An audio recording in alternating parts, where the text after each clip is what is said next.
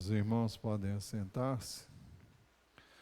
Se você está nos assistindo em casa, quiser acompanhar, o nosso texto básico desta noite é Deuteronômio 6, de 1 a 9. E o tema são estas as palavras. Antes de entrar na Terra Prometida, Moisés se dirigiu ao povo, antes de fazer entrar o povo na terra. Aliás, ele não fez o povo entrar, quem o fez foi Josué, que liderou o povo depois da morte de Moisés, e ele está dizendo, que nós vamos ler daqui a pouco, o que são as suas últimas palavras.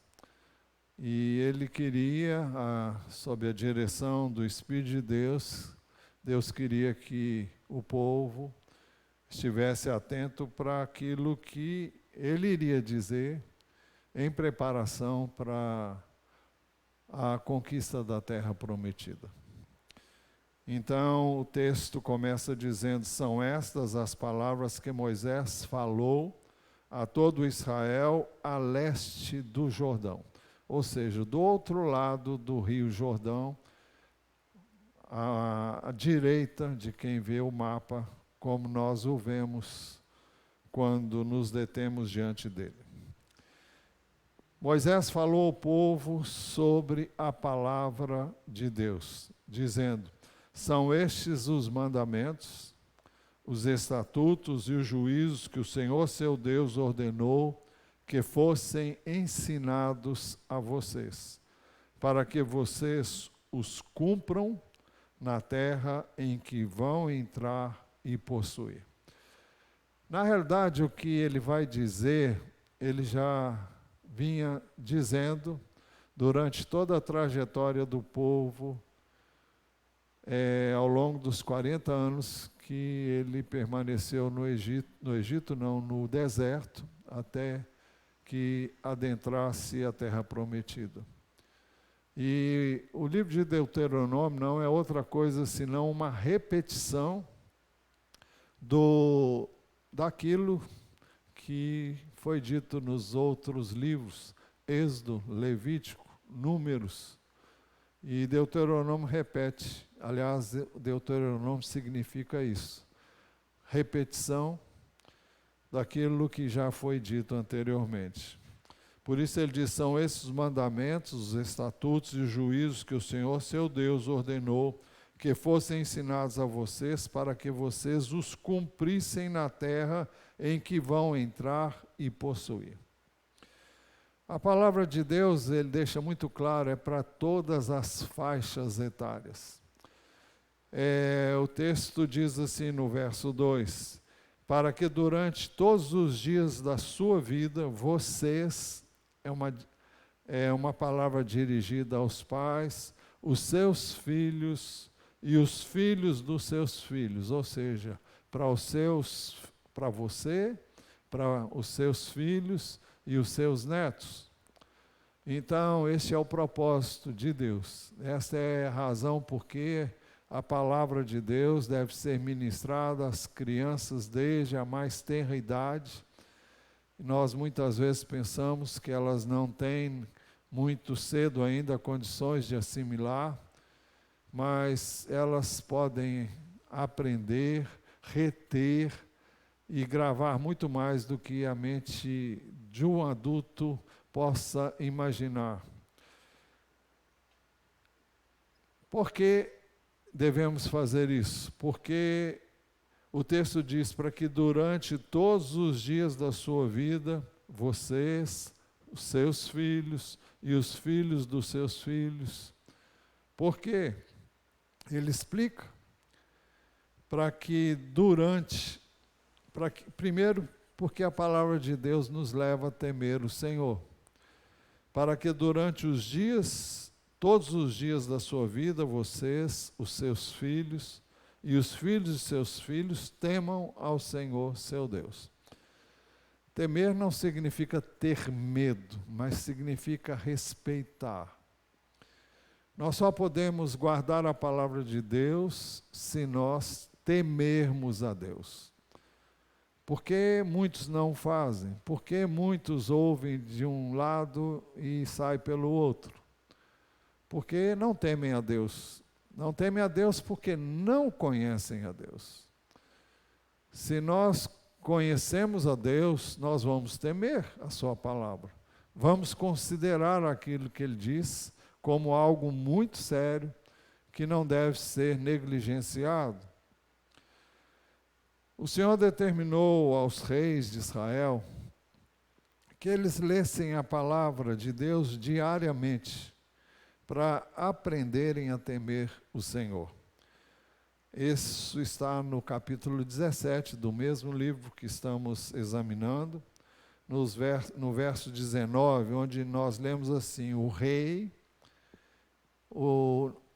que viesse a ser colocado nessa posição, o rei terá esse livro consigo e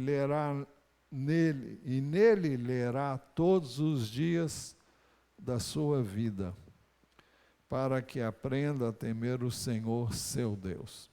Os reis de Israel, normalmente, o reinado deles era vitalício, ou seja, enquanto eles vivessem, eles permaneciam como reis. Normalmente, somente a morte os tirava dessa condição, e normalmente os seus sucessores eram os seus filhos, que eram devidamente preparados para isso. Mas o texto diz que o rei devia ter consigo o livro. Que livro? É o livro onde estavam os mandamentos, era o livro da lei de Deus, e é uma referência aos 5 primeiros livros da Bíblia. O rei lerá esse livro consigo, terá esse livro consigo e nele lerá todos os dias. É para ler todos os dias. Você vai dizer, mas é o rei. Nós vamos entender por que essa ordem é dada ao rei. Daqui a pouco vai ficar mais claro. Naquela época, poucas pessoas podiam possuir o livro, porque ele era copiado com recursos bem parcos, e não é como hoje, onde você tem a Bíblia na sua mão, a hora que você quer, você tem várias versões, você pode examiná-las e estudá-las e meditar sobre elas, analisá-las. Havia um único livro e fazia-se cópias desse livro, e era assim que as pessoas tinham acesso a esses livros. E o rei, exatamente porque era o chefe da nação, era o rei, ele deveria ler nele todo dia, todos os dias. Para quê? Para que ele aprendesse a temer o Senhor. Ninguém pode temer a Deus se não conhecer. Ninguém pode conhecer a Deus sem ler a palavra dele. Muitas pessoas recebem Jesus como Salvador, confessam o seu nome, mas não conhecem a Deus. Conhecem a Deus por ouvir o que outros dizem, não têm uma experiência diária com Deus. Deus não é uma pessoa com a qual eles convivem diariamente, porque ninguém pode conviver com alguém sem conversar com essa pessoa. Ninguém pode conhecer uma pessoa se não vier a ler, a meditar e estudar na sua palavra. E nós só podemos amar alguém quando nós conhecemos essa pessoa. E Deus só pode ser conhecido através da sua palavra. É claro que nós o conhecemos através de muitas experiências que temos com Ele, mas a base é a palavra dEle. Sem isso é impossível conhecer a Deus. Então, os que exercem, principalmente os que exercem autoridade, eles pensam que são deuses. Isso aconteceu ao longo da história. Vários imperadores romanos aceitavam, e outros reis do Império Babilônico, como foi o caso de Nabucodonosor, recebiam culto, recebiam adoração, e no íntimo eles se achavam verdadeiros deuses, porque faziam o que queriam, do jeito que queriam, mandavam em quem eles queriam, tinham o poder para matar, para deixar com vida, para construir e para destruir o que eles quisessem. Então, muitos sentiam-se na condição de deuses. O homem é soberbo, e não são todas as pessoas que têm condições de estar em posição de autoridade, porque elas se acham mais do que deviam. Normalmente elas não se lembram de que ela deve submissão a alguém que está acima dela, e essa pessoa, no mínimo, será Deus, se é que ela o conhece, se é que ela o teme. Por causa da soberba do homem, isso não é só um privilégio dos que estão em posição de autoridade, o homem é em si mesmo soberbo. A natureza humana leva o homem a achar-se dono da verdade, sabedor de todas as coisas, ele tem sempre a razão. E por causa da soberba, Deus precisa nos humilhar, para que aprendamos que precisamos da palavra dele para vivermos uma vida que realmente tenha significado. Neste mesmo livro, no capítulo 8, versículos de 1 a 3, nós lemos a seguinte palavra: tenham cuidado de cumprir todos os mandamentos que hoje lhes ordeno, para que vocês vivam, se multipliquem, entrem e tomem posse da terra que o Senhor prometeu sob juramento aos pais de vocês. Lembrem-se de todo o caminho pelo qual o Senhor, seu Deus, os guiou no deserto durante estes 40 anos, para humilhar vocês, para pôr vocês à prova, para saber o que estava no coração de vocês, se guardariam ou não os seus mandamentos. Ele humilhou vocês, ele os deixou passar fome, ele os sustentou com maná que vocês não conheciam e que nem os pais de vocês conheciam, para que vocês compreendessem que o ser humano não viverá só de pão, mas de tudo que procede da boca do Senhor. Então, no deserto, o povo chegou a uma situação em que ele se viu sem nenhum recurso a não ser Deus. E nesse sentido eles foram humilhados, porque eles reconheceram que eles não podiam fazer nada no meio do deserto a não ser depender de Deus. Então, dessa forma eles foram humilhados, conheceram a sua finitude, a sua insignificância, a sua incapacidade. E muitas vezes nós somos levados a esse ponto, para que nós conheçamos e entendamos quem de fato nós somos. E o texto diz, ele humilhou vocês, ele os deixou passar fome. Esse deixou passar fome não significa que Deus deixou eles continuamente passarem fome. Eles ficaram num ponto em que a comida acabou, em que não havia mais meios.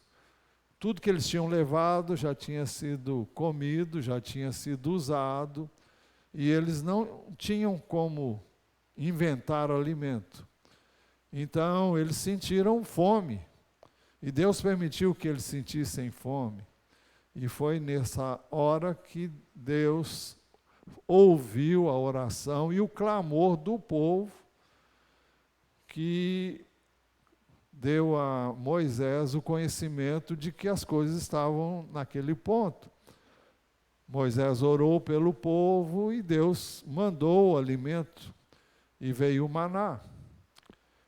Os que conhecem a história bíblica sabem que o maná caía todos os dias no deserto, de forma sobrenatural. Ele durava apenas um dia, as pessoas tinham que colher, podiam comer durante todo o dia, mas se guardasse para o dia seguinte, dava bichos. E então Deus deixou que eles passassem fome e também os sustentou com o maná, que eles não conheciam e que nem os que viveram antes deles havia conhecido, para que eles pudessem compreender que o ser humano não viverá só de pão, não viverá só do expediente humano, mas de tudo que procede da boca de Deus.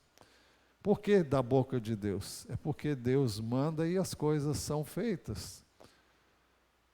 E nós temos que depender de Deus e da sua palavra, temos que nos alimentar da palavra dele. A palavra de Deus acrescenta-nos fé, e a fé, diz as Escrituras, vem pelo ouvir e o ouvir da palavra de Deus. E nós precisamos ter a nossa fé alimentada e aumentada através do conhecimento da palavra de Deus. A palavra de Deus, então, coloca o homem no seu devido lugar, leva-nos a aprender a temer a Deus. A palavra de Deus produz o temor que nós devemos ter dele, no bom sentido, não no sentido de ter medo, mas de saber que Deus é quem ele diz que é. Por isso, dissemos que a palavra de Deus nos leva a temer o Senhor. E o temor do Senhor nos leva a obedecer a sua palavra. Só quem teme a Deus obedece a sua palavra. Os que não temem a Deus, por que vão obedecer a palavra? Não tem nenhuma razão para obedecê-la. Para que durante todos os dias da sua vida, Deuteronômio 6, 2, diz assim: para que durante todos os dias da sua vida, vocês, os seus filhos e os filhos dos seus filhos temam o Senhor, seu Deus, e aí o que vem depois? E guardem todos os seus estatutos e mandamentos que eu lhes ordeno. Para que eu e você possamos guardar a palavra de Deus, nós precisamos temer a Deus. Saber que vale a pena considerar o que ele diz. Por isso, o texto diz, para aprenderem a temer o Senhor, foi que ele determinou aos reis de Israel que lessem a sua palavra diariamente, para que eles não pensassem que eram pessoas autossuficientes. O rei terá esse livro consigo e nele lerá todos os dias da sua vida. Vejam, todos os dias da sua vida. Muitas pessoas pensam que, eu já li a Bíblia uma vez. Eu já perdi a conta de quantas vezes eu li a Bíblia.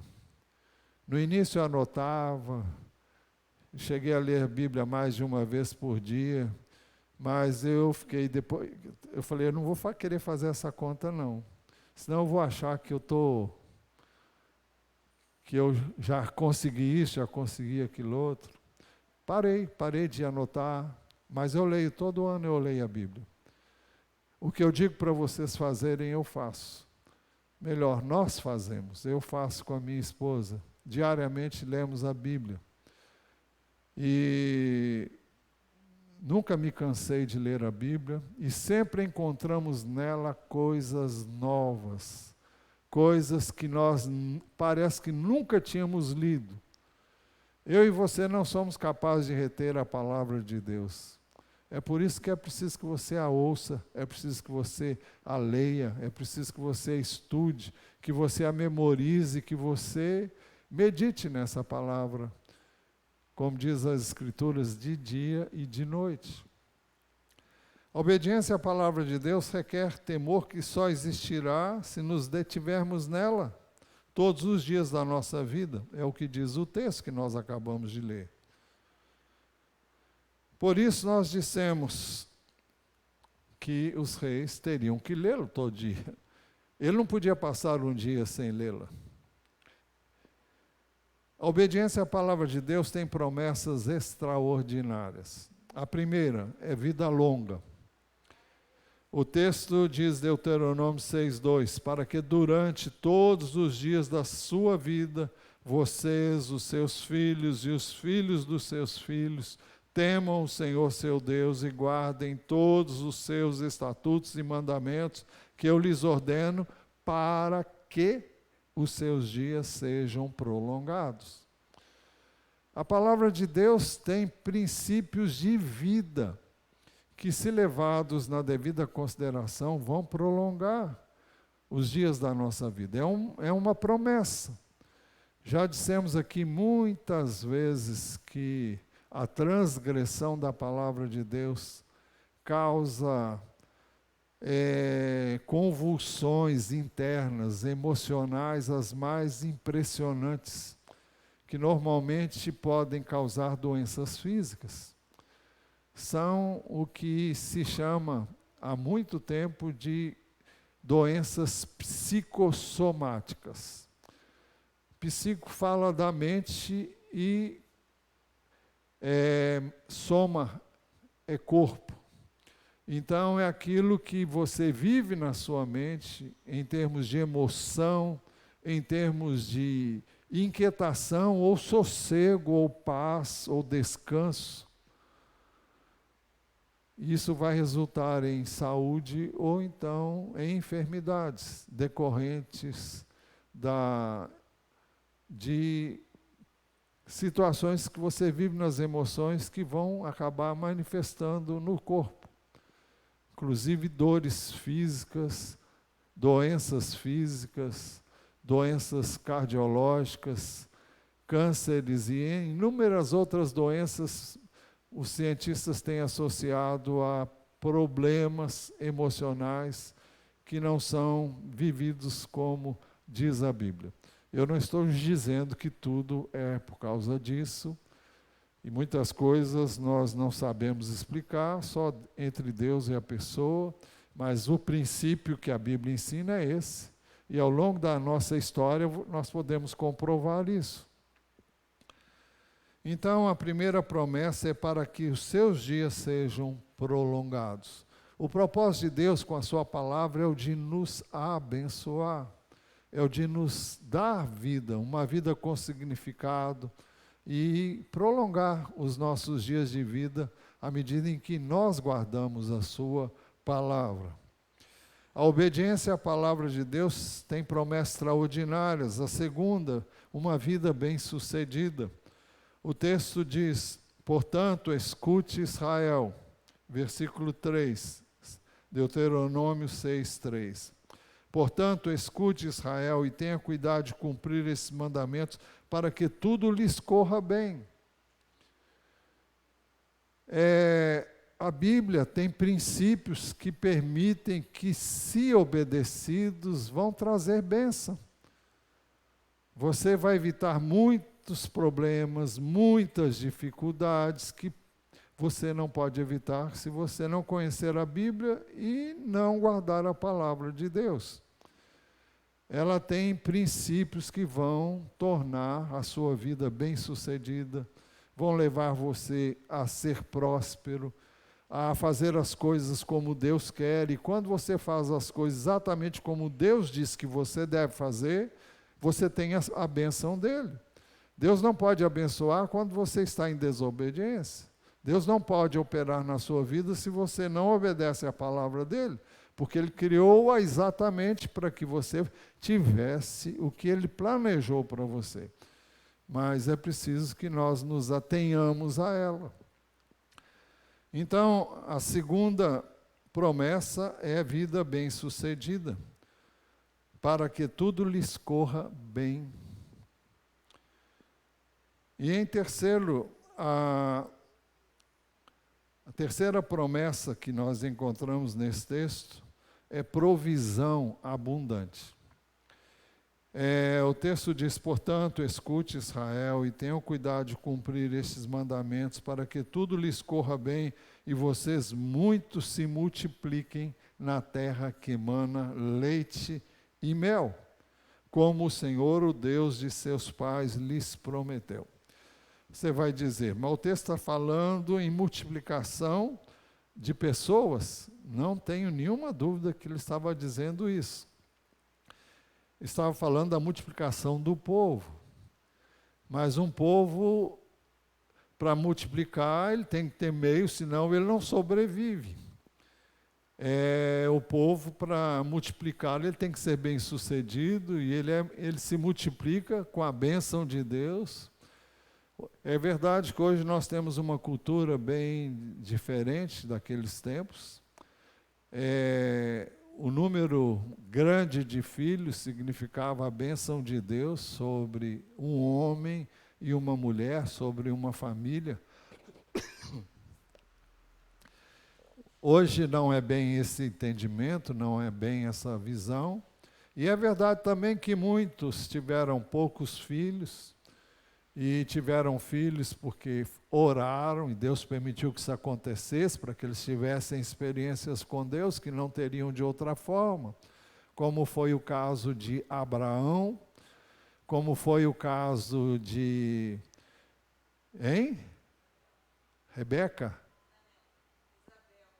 Isabel. Mas Abraão teve Isaque. Isaac casou com Rebeca, e ela, durante 20 anos, ele casou, tinha 40 anos, e ela não tinha filhos, e ele orou durante 20 anos para que ela pudesse ter filhos, e quando ela tinha, então, quando ele tinha 60 anos, não sabemos que idade ela tinha, então ela gerou gêmeos, e nós conhecemos a história, né? E depois Deus escolheu Jacó. Jacó teve 12 filhos e uma filha, e não vamos entrar aqui nos detalhes. Mas, então, o texto fala de provisão abundante, para que tudo lhes corra bem, vocês muito se multipliquem na terra que emana leite e mel. Olha, não vai haver fartura, não vai faltar nada para vocês, como o Senhor, o Deus dos seus pais, lhes prometeu. A fartura da terra é bênção de Deus. A produção da terra é bênção de Deus. Hoje nós não temos uma cultura agrícola, pelo menos na maior parte do povo. A grande parte da população do nosso país vive nas grandes cidades, mas nós podemos entender como a vida agrícola, como a pecuária, como a vida no campo é importante para o sustento da nação, não é? E Deus pode nos abençoar na cidade quanto no campo, e Ele fez uma promessa assim, está registrada em Deuteronômio 28, que nós seríamos abençoados em todo lugar onde fôssemos. Então, Deus promete provisão abundante. Filipenses 4,19 diz assim: e o meu Deus, segundo a sua riqueza em glória, há de suprir em Cristo Jesus tudo aquilo de que vocês precisam. Como crentes em Cristo, nós não devemos pedir nada além daquilo que nós precisamos. E eu digo a você que é uma bênção muito grande você ter tudo que você precisa, e você não precisa de muita coisa que você tem que admitir, você nem precisa. Você recebe tanta coisa que você nem precisa. E isso se deve, sobretudo, a um espírito de consumismo que caracteriza este mundo, e se nós entrarmos por esse caminho, nós vamos entrar por um caminho onde Deus não pode atuar. Deus promete suprir como ele disse aqui na sua palavra, cada uma das nossas necessidades, tudo aquilo que precisamos de fato, e muito mais, mas nós não devemos nos valer disso para tentar a Deus. Mateus 6,33, onde fala que nós não devemos, o capítulo 6, né, que antecedem este versículo, falam que nós não devemos estar preocupados com o que comer, com o que vestir. Era sobretudo naquela época, eram coisas essenciais, e hoje também são. Mas o texto diz, mas busquem em primeiro lugar o reino de Deus e a sua justiça, e todas estas coisas lhes serão acrescentadas. Ou seja, quando nós fazemos a vontade de Deus e buscamos Ele como o principal na nossa vida, as demais coisas não são acrescentadas. Não há como impedir a bênção de Deus quando nós guardamos a sua palavra e buscamos fazer a sua vontade. Depois nós temos uma sequência de 7 mandamentos, mas não precisa ficar preocupado que eu não vou passar a noite toda aqui não. Primeiro mandamento: escute, Israel, o Senhor nosso Deus é o único Senhor. Portanto, ame o Senhor, seu Deus, de todo o seu coração, de toda a sua alma e com toda a sua força. O texto diz, primeiro, escute, Israel, o Senhor nosso Deus é o único Senhor. Então é importante que nós entendamos que só há um Senhor. E se nós não tivermos Deus como único Senhor, nós vamos obedecer a muitos senhores que não são o Senhor. E vamos estar buscando agradar a N pessoas e fazer a vontade de muitas pessoas que não representam o Senhor na nossa vida, que não têm diretrizes para as nossas vidas. Muito pelo contrário, nós podemos também ter como senhores da nossa vida coisas, bens, recursos, e colocamos essas coisas em primeiro lugar. Então, é importante que nós entendamos que o Senhor nosso Deus é o único Senhor. E Ele diz, portanto, ame o Senhor seu Deus de todo o seu coração, de toda a sua alma, de todo o seu entendimento e com toda a sua força. Então, vejamos, a primeira parte desse mandamento é o que nós já dissemos. Isso significa que Ele deve ter o governo da nossa vida, quando dizemos que Ele é o Senhor. Ele deve ter o primeiro lugar, Ele deve ter a primazia. Minha vida deve ser regida pela sua palavra. E é importante que nós entendamos que com a lei de Deus não há discussão. Uma lei você não discute, você cumpre. Então é o melhor caminho para você não ter problemas. Porque todas as vezes que você transgride a lei, você peca contra Deus e peca contra os homens, a quem Deus colocou para legislar. Mas vejamos a segunda parte desse mandamento. Ame o Senhor seu Deus de todo o seu coração, de toda a sua alma, com toda a sua força. Coração aqui é uma figura do espírito humano. Alma é uma figura da mente ou do psique. O Novo Testamento quando fala em alma, usa a palavra psique no grego.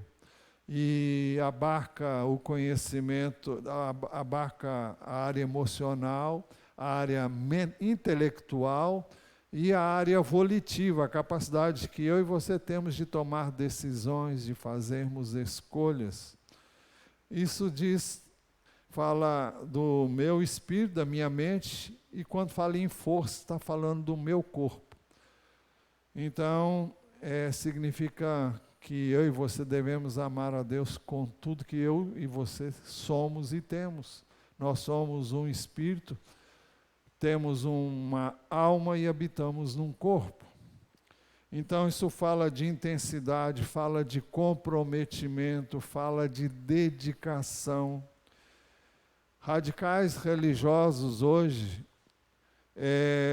matam e morrem porque creem que se o fizerem eles vão para o paraíso, não o que nós esperamos, mas é outro paraíso, onde eles irão usufruir de todos os prazeres possíveis e imagináveis, onde vão ter lindas mulheres, onde vão viver tudo aquilo que eles gostariam de viver aqui, que muitas vezes não vivem por causa da religião. Não vou entrar em detalhes porque não quero ferir ninguém. Então, nós devemos amar Deus com todo o nosso ser. Mas não é uma coisa louca. Antes é com todo o nosso entendimento.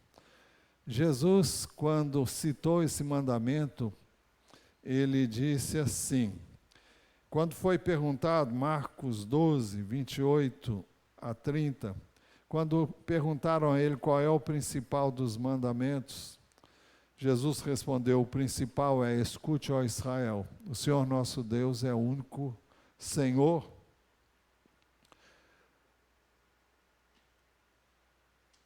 Escute, ó Israel, o Senhor nosso Deus é o único Senhor. Ame o Senhor seu Deus de todo o seu coração, de toda a sua alma, de todo o seu entendimento e com toda a sua força.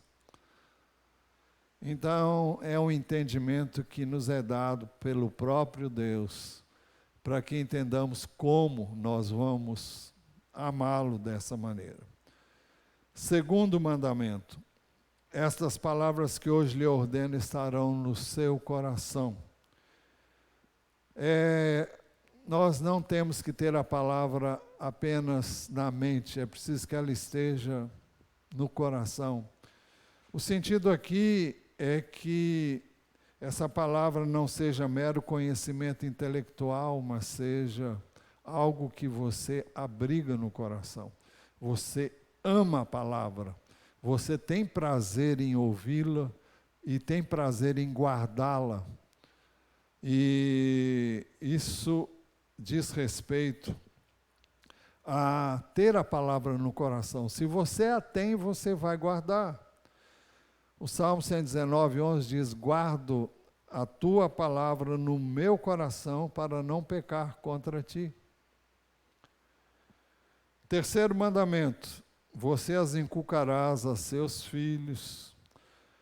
E o que é inculcar? É colocar na mente, na cabeça dos seus filhos.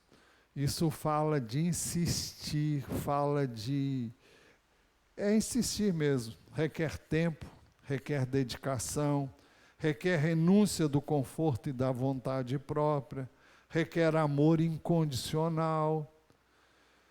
O quarto mandamento, você as inculcará a seus filhos e delas falará quando estiver sentado em sua casa, andando pelo caminho, ao deitar-se, ao levantar-se. E nós perguntamos, quando é isso? É o tempo todo. É o tempo todo. Quando você estiver sentado na sua casa, acontece que hoje, quando normalmente as pessoas estão em casa, elas estão vendo alguma coisa. Ou estão vendo o celular, ou estão vendo uma televisão, mas elas pouco estão umas com as outras. Então, os filhos veem isso nos pais, aprendem isso com os pais, e eles não conversam entre si. E o pai ou a mãe vai dar preferência a ver o que ele tem interesse em ver, as últimas notícias, as últimas informações, as últimas novidades. E os filhos vão fazer a mesma coisa, porque os filhos fazem aquilo que eles veem nos seus pais. Mas quando uma família está sentada à mesa, é uma excelente oportunidade para você ensinar a importância de dar graças, fazendo isso e ensinando seus filhos a fazerem isso. É uma oportunidade de conversarem pode conversar sobre o que vocês quiserem, mas buscando sempre aplicar os princípios da palavra de Deus e o que ensina a palavra de Deus. Para você falar da palavra de Deus, você tem que ter tempo com a palavra de Deus. E se você tem tempo, eles vão ver que você gasta tempo com a palavra de Deus. Eles vão ver que para você é importante a palavra de Deus.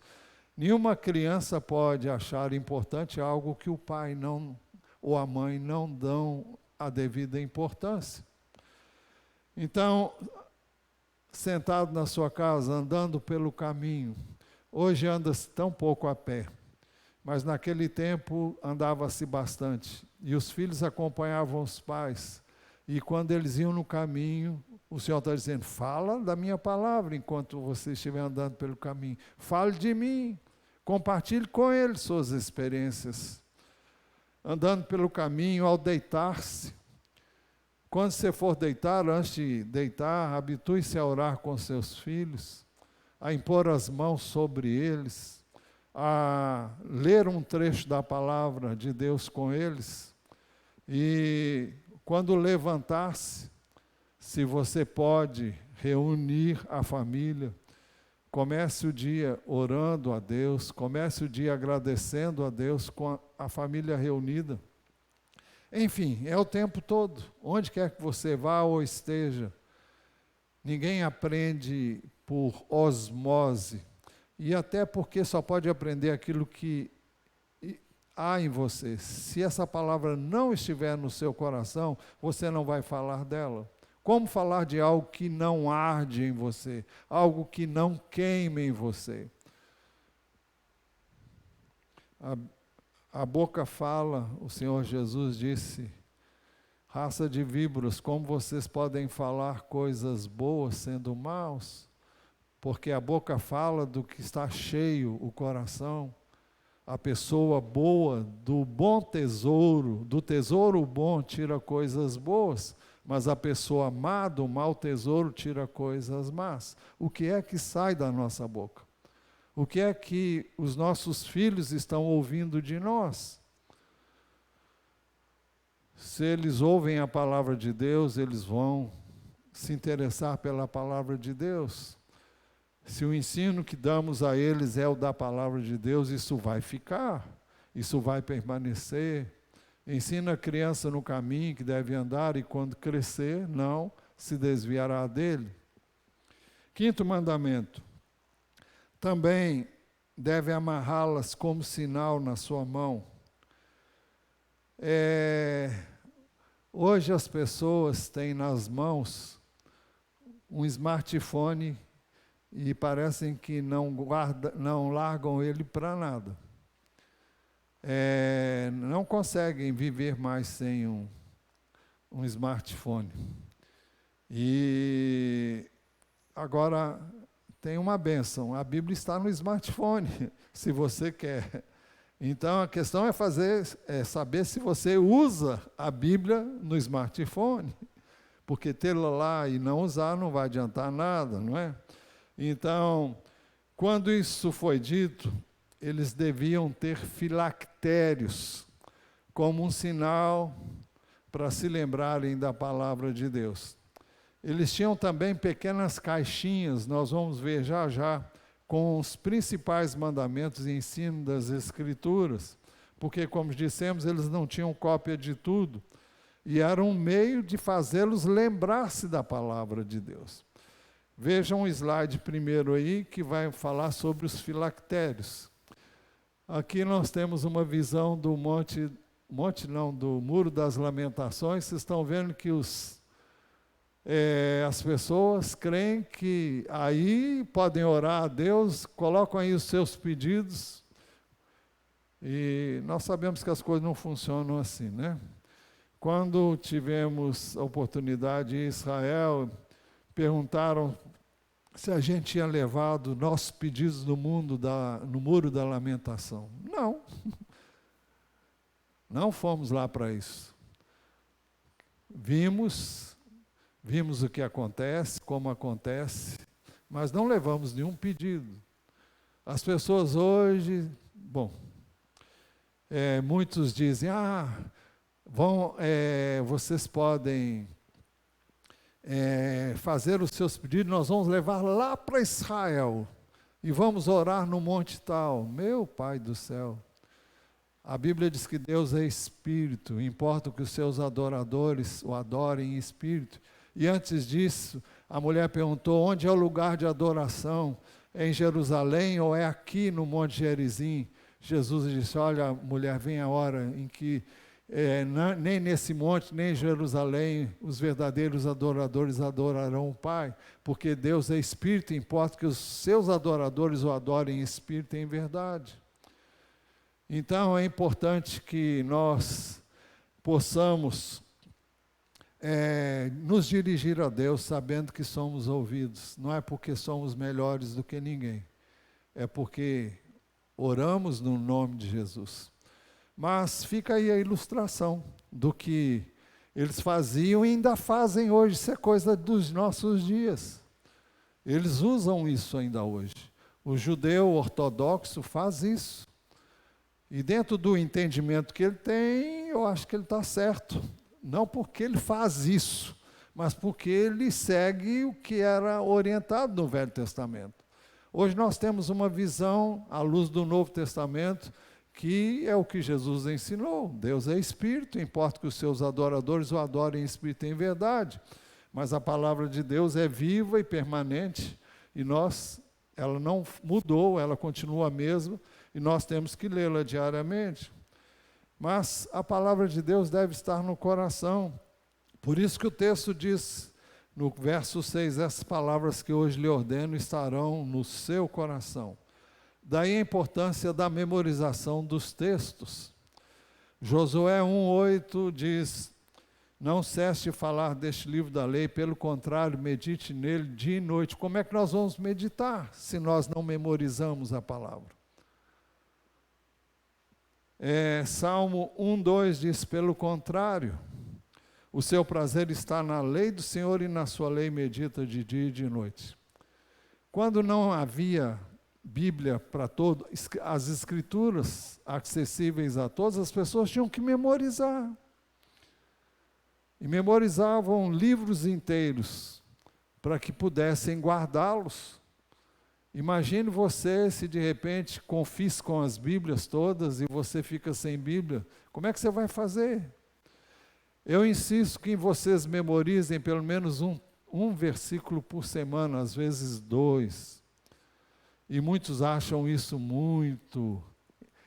Não sei o que muitos acham, mas o fato é que eu sei que nem todos fazem isso. Agora, eu não digo para vocês fazerem uma coisa que eu não faço. Eu faço isso semanalmente. E eu tenho memorizado textos que nós já vimos há mais de 1 ano atrás, ou mais, eu não sei quanto tempo, se 1 ou 2 anos atrás. Eu faço a revisão destes textos e vou memorizando. Então, é importante isso. 6º mandamento, elas lhe serão por frontal entre os olhos. Veja o que os judeus fazem para obedecer essa palavra. Ela está vendo na cabeça dele? É uma caixinha, só que eu entendo que frontal entre os olhos é aqui na testa, né? Mas eles usam na cabeça assim, ó. Ele está cheio de filactérios, no Muro das Lamentações, e ele tem uma caixinha com versículos bíblicos para que ele se lembre deles. E ele está lendo a palavra de Deus ali. Nós temos um outro slide, pode passar o próximo. Mostra essas caixinhas, como é que elas são. E elas são amarradas com couro, e essas duas aí estão bem usadas, bem velhinhas, mas é uma figura daquilo que eles fazem. Isso com o propósito de lembrar sempre da palavra de Deus. 7º mandamento. e você as escreverá nos umbrais da sua casa e nas suas portas. O propósito é, num tempo em que não havia Bíblia escrita para todos, que todo lugar que você fosse, você se lembrasse da palavra de Deus, você as lesse, você as guardasse, e principalmente o principal dos mandamentos, escute, portanto, escute, ó Israel, o Senhor nosso Deus é o único Senhor. Ame o Senhor seu Deus de todo o seu coração, ame o Senhor seu Deus de todo o seu coração, de toda a sua alma. Jesus acrescentou com todo o seu entendimento, de todo o seu entendimento e com toda a sua força. Então, vejam a ênfase.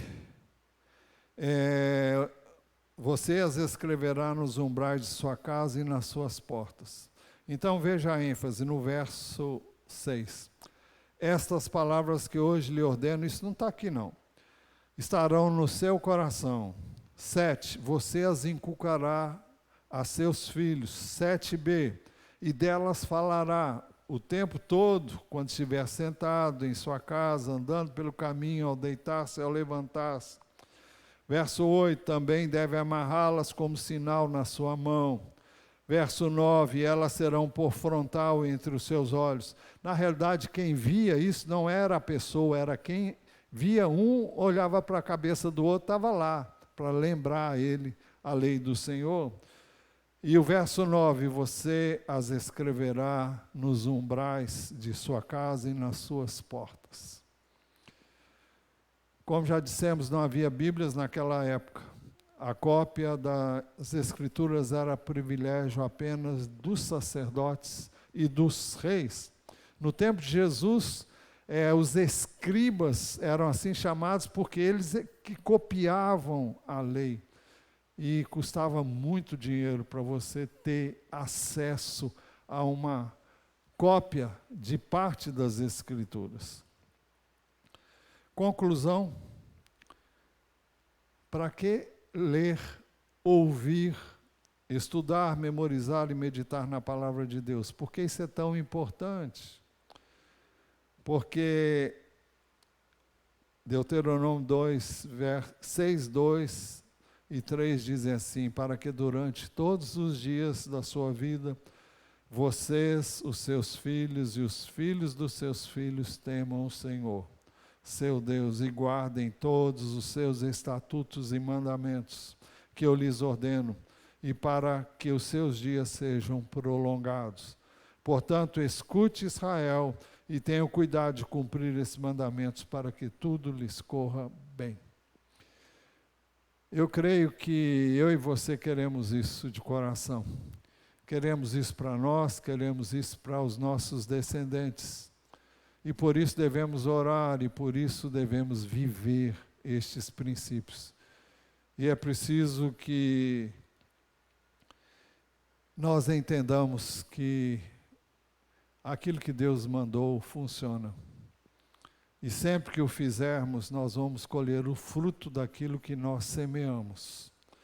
Então, pensemos seriamente em separar tempo diariamente para ler, ouvir, estudar, memorizar e meditar na palavra de Deus diariamente. Provérbios 4:13 diz assim: retenha a instrução, não a deixe, guarde-a, porque ela é a sua vida. Retenha a instrução e não a deixe, guarde-a, porque guarde-a, porque ela é a sua vida. Fechemos os nossos olhos. Senhor, nós queremos ser praticantes da Tua palavra e não apenas ouvintes. Pedimos que aquilo que foi dito agora venha a ser retido, venha a ser guardado, venha a ser vivido diariamente nas nossas vidas.